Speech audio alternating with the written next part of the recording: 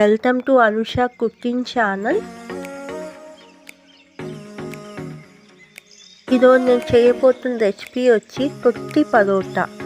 చాలా రుచిగా ఉంటుంది. ఈవినింగ్ స్నాక్స్గా ఇది తినచ్చు. చాలా బాగుంటుంది. ఒకసారి ఇట్లా ట్రై చేయండి. పిల్లలు ఎంతో ఇష్టపడతారు. పిల్లలే కాదు, పెద్దోళ్ళు కూడా ఎంతో రుచికరంగా తింటారు. ఒకసారి ఇట్లా ట్రై చేయండి. పదార్థాలు: గోధుమ పిండి, గుడ్డు, కొత్తిమీర, టమాటా, ఉల్లిపాయలు, ఉప్పు, ధనియాల పొడి, కారం. ఇప్పుడు మొదట నూనె. ఇప్పుడు చపాతీని పిండిలా కలుపుకోవాలి. చపాతీ పిండిని బాగా చపాతీలు చేసుకోవడానికి బాగా కలుపుకోవాలి.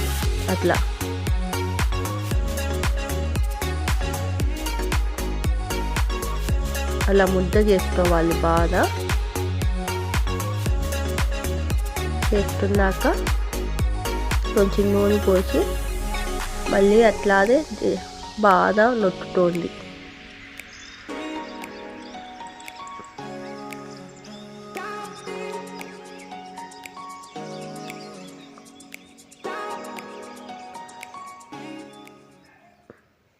ఇప్పుడు పిండి వేసుకొని కింద ముద్దలు చేసుకొని చపాతీ మనం తలిపి పెట్టున్నాం కదా, ముద్దలు చేసుకొని చపాతీలా ఒత్తుతోని చపాతీలా తాలుతోంది.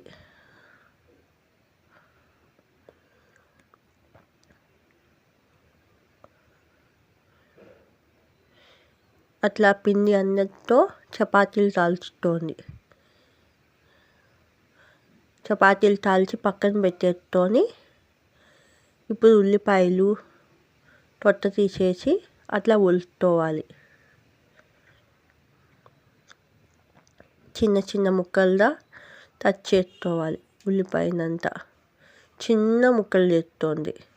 పెద్ద ముక్కలుగా చేయబాకండి, చిన్న ముక్కలుగా చేస్తోంది.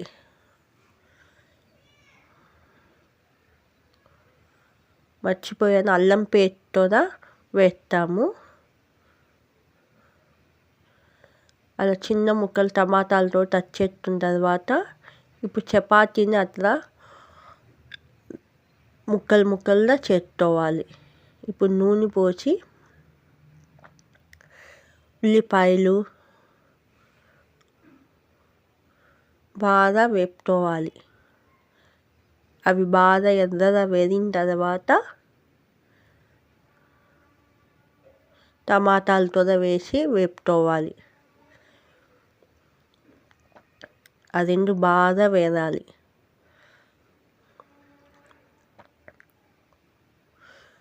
బాగా వేగిన తర్వాత ఉప్పు, ధనియాల పొడి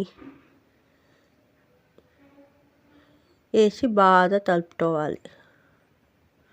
కారంతో వేసి బాగా కలుపుకోవాలి.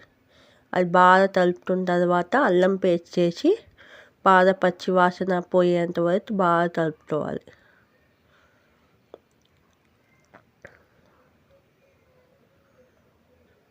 అది బాగా కలుపుకున్నాక గుడ్డుని తొట్టుకొని దాంట్లో ఉప్పు కారం వేసేసుకొని ఆ గుడ్డుని దాంట్లో వేసుకోవాలి.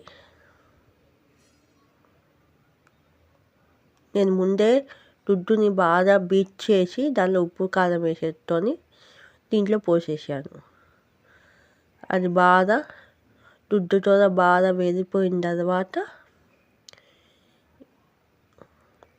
ఇప్పుడు మేము చపాతీని అట్లా చేస్తున్నాం కదా, ముక్కలుగా అది దాంట్లో వేసేసుకోవాలి. కొత్తిమీర మీకు నచ్చితే టమాటా సాస్ కూడా వేసుకోవచ్చు. నచ్చకపోతే టమాటా సాస్ వేసుకోనవసరం లేదు. అంటే తొట్టి పరోటా చాలా రుచిగా ఉంటుంది. చాలా బాగుంటుంది. ఈవినింగ్ స్నాక్స్గా ఇట్లా తినచ్చు. చాలా బాగుంటుంది. ఒక్కసారి ఇట్లా ట్రై చేయండి.